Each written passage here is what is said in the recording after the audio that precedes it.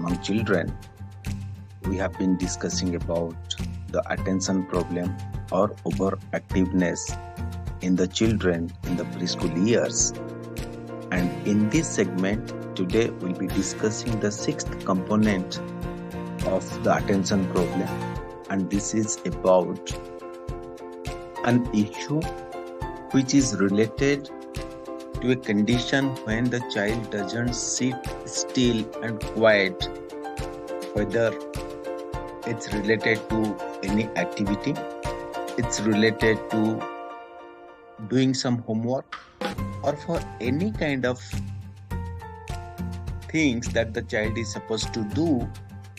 When the child doesn't do those things very quietly, sitting still and calm, then sometimes that is labeled as some kind of social issue. And if such kind of thing happens, then the overall focus of the child into that particular activity is not optimal. And when the focus is not optimal, it is very obvious the child's performance will suffer a lot. So when we discuss about the performance of the child in any activity suffers, we often do not give attention towards the child's calmness and attention towards that particular activity. And to improve that, one thing we have to understand, if we make the child sit still, we make the child sit calm and quiet, automatically focus is bound to increase. So we'll discuss on this issue and see that what we can do in the preschool years, as these years are very, very important, what we can do to improve such kind of skill in the child, so that when the child grows, then the attention, focus, everything to any kind of thing that the child is doing will increase, and definitely child's performance will improve very, very significantly. Now, when we will manage a child to improve the attention and focus, we need to understand what are the symptoms, what are the various things which will indicate that child doesn't have that attention requirement, or child doesn't sit still while a particular activity is being done. So there are few things we have to keep it in mind and check if our child falls into those kind of situation. Number one, as parents or as teachers or as the caretakers of our children, we keep attention towards our children, and sometimes we often mark if we ask the child to sit in a place and do a particular activity. You can notice within very short span of time the child will move around. So the thing to see in the child, if the child is leaving a particular place or particular seat, when it is expected for the child to sit in that place, then that is categorized as a kind of symptoms when child is not quiet, child is not calm. And these kind of situations are very common, but important thing here is, if we observe such kind of things, we should work on them. If we just leave aside them, then such kind of behavior will keep on growing, and child's focus will deteriorate rather than improvement. It could be for anything. You ask for the child to sit and eat for some time, and you expect child should be there along with the food for at least 5 minutes, but you mark that within 1 minute child is just leaving that food and going around. So that is a kind of symptoms or evidence the child is not sitting still. Similarly, you have given a piece of work for the child to do, and it is expected child will be finishing that in 5 to 6 minutes, but within 1 minute child is just moving out without finishing that. So if that is the situation, then it falls under category A, what we have been discussing right now. This is one symptoms, we must keep it in mind. Second thing is that sometimes when child is small and the children, they love to play, and while the children play, they keep on climbing different objects. It could be the dining table, it could be the coffee table in the house, it could be the chairs, the tables. A lot of things are there in the house, and it is quite natural that the children will just go around, climb those objects, then come down, and such kind of thing happens. But we can categorize a child is not sitting still or child is not calm and quiet if it is very, very inappropriate for the child, the way the child climbs that object. It's not very unnatural the child is climbing to a dining table, but the way child is climbing on the dining table, if it is inappropriate, the way parents or we as caretakers define, then that could lead to the deficiency in attention. If the child is supposed to climb a kind of little raised chair or little bit of heighted chair, it is very natural. But what is not appropriate, if a child is doing that, then child will be categorized as a situation which warranted some kind of attention. Then the third situation, the child is not quietly take part in leisure activities. We have lots of leisure activities. It could be just spending some time with a picture book, then doing a kind of drawing, or to color something, or to play with a toy. So these are the activities which are categorized as leisure activities. If some kind of task is given to the child and child doesn't spend time with those leisure activities, then we have to categorize and understand the child is not able to sit still and sit calm. And if such kind of situation happens, we have to take it into account that it may lead to deficiency in attention and deficiency in focus, which will have an adverse impact on the performance in the studies and performance in other activities as well. Next one, child talks excessively. Sitting still doesn't mean that by physical way the child is not sitting well. But if the child is having inappropriate attention, child is having deficiency in attention, then child will keep talking excessively. Excessively meaning, if something is not needed, something is not required, the child is not being asked to say something, but the child is keep saying something. It could be anything, any inappropriate or irrelevant talks the child is doing.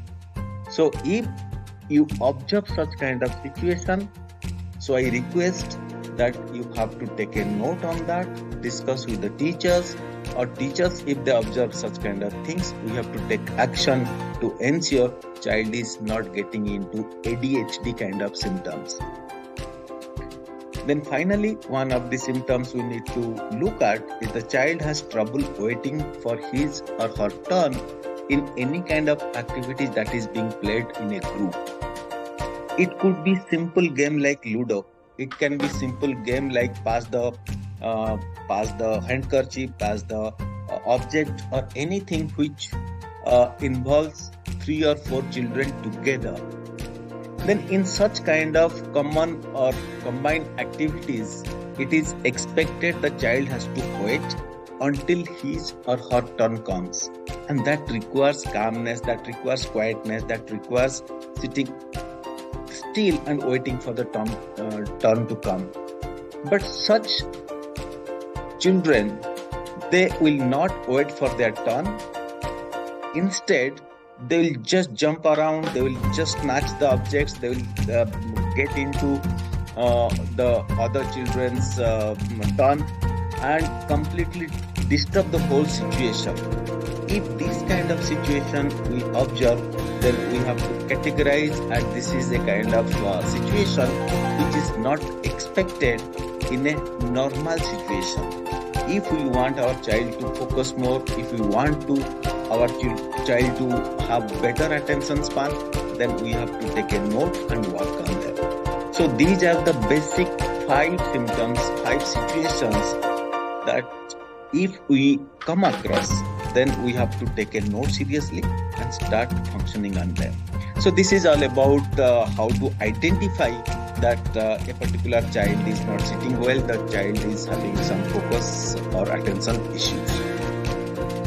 Now, once we have identified, then it becomes the strategy, it becomes the task for us to work on them and modify the situation and try to improve the calmness in the child.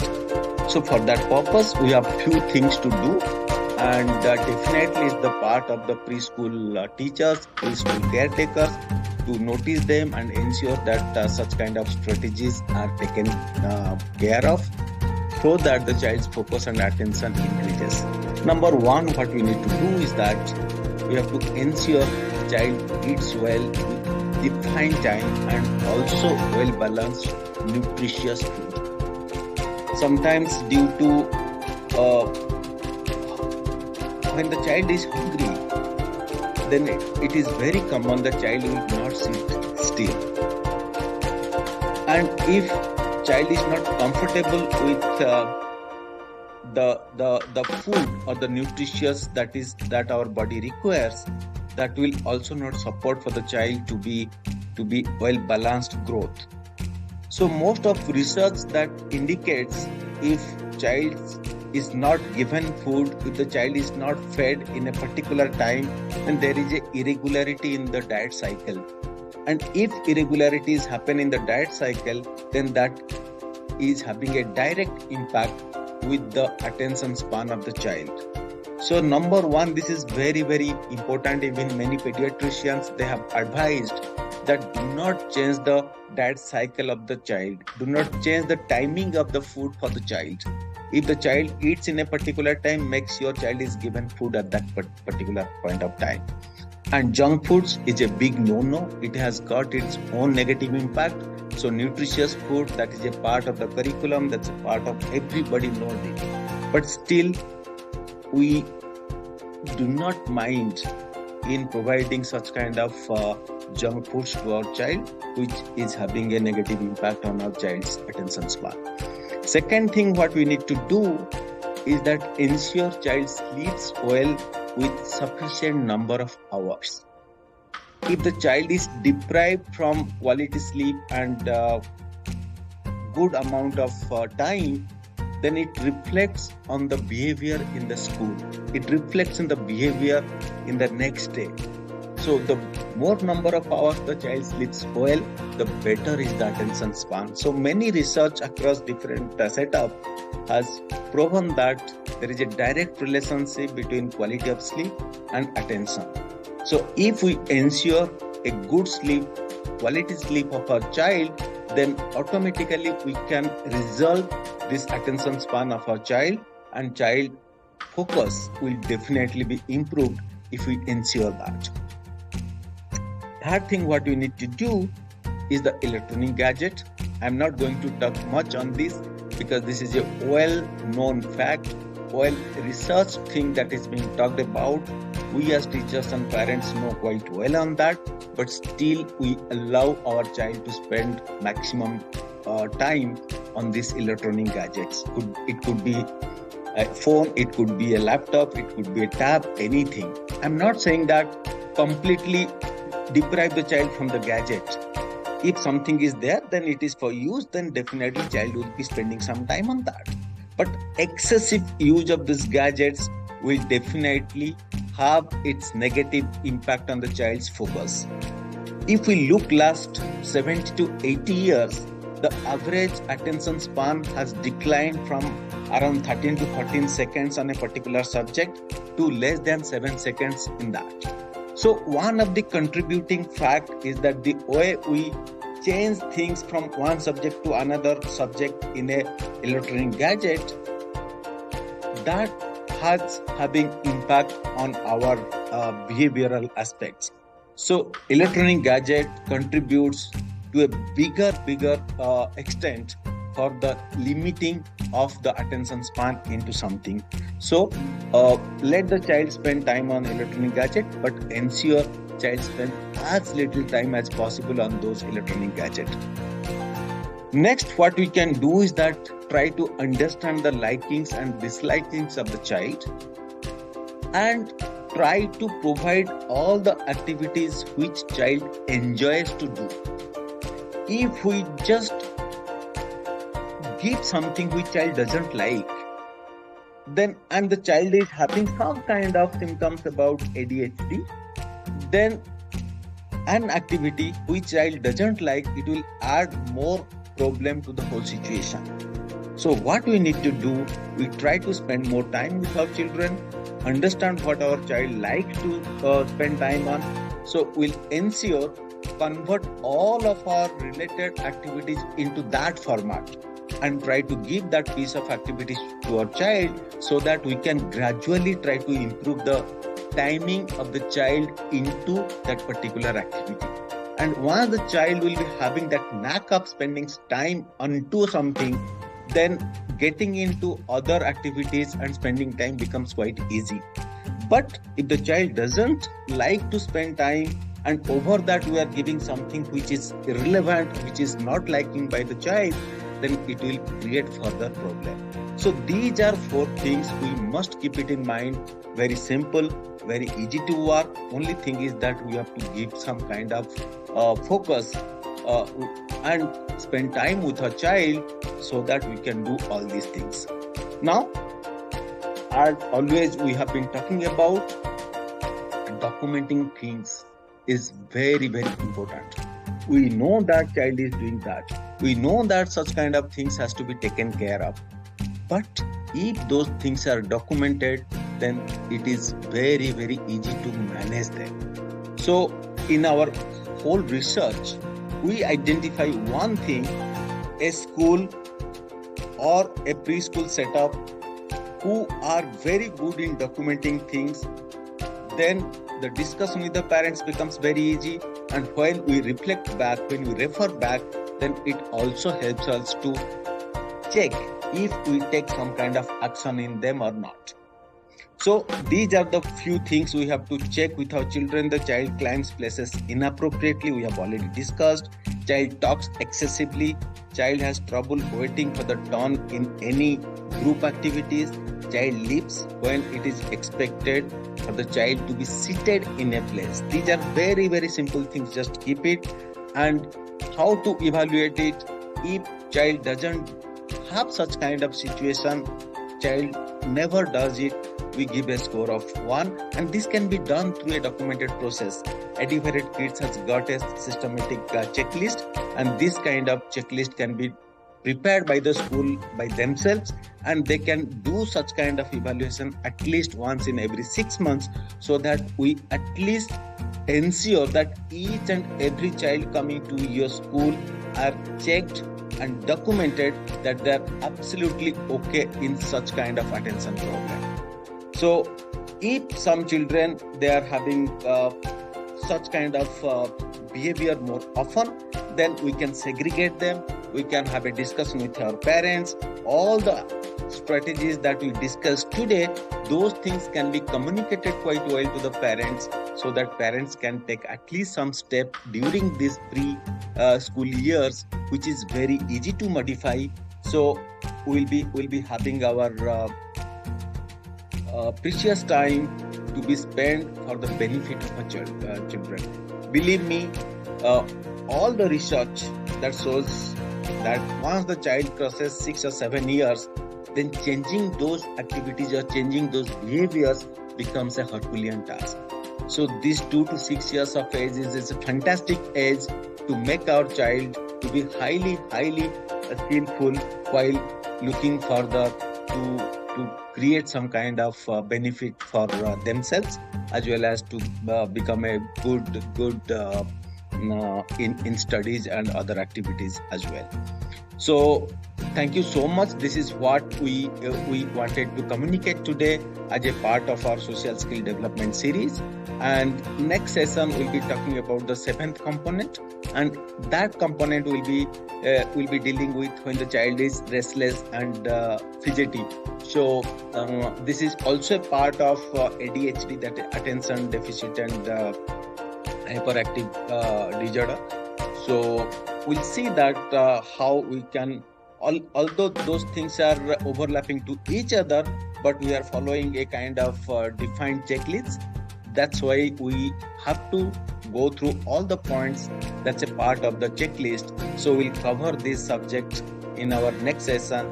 Until then, thank you so much for your present hearing, and I'm sure that today's deliberation is definitely going to be helpful to parents, teachers, and all the preschools who have taken an oath to create quality human capitals for our own country. Thank you so much, and looking forward in our next session.